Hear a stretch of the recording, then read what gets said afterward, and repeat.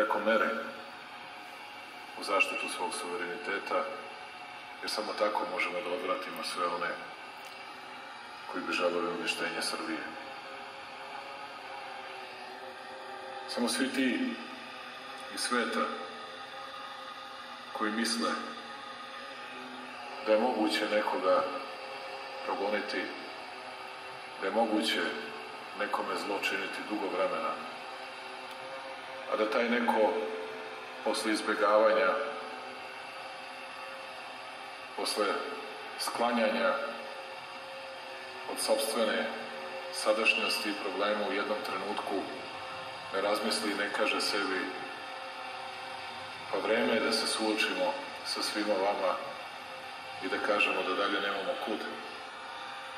Jer nas bukvalno dovode u situaciju da budemo u uglu i da jedino što možemo to je da čuvamo ono što imamo.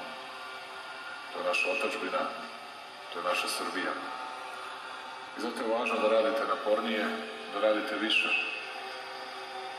Ove neuslovne zgrade uskoro ćemo zameniti novim domom za kobre, koji ste tražili i koji ćete posle 46 godina, posle 1978. godine dobiti. Plate vojnika u našoj zemlji bit će samo veće. Moći ćete da izdržavate svoje porodice, moći ćete da im garantujete sigurnost, ali ono što se od vas traži je više od svega u odnosu i od svakoga u svakom drugom pozivu.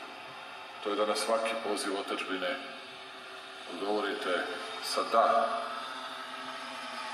I nema teško, jer tu reč neću da čujem. Baš kako je to izgovarao veliki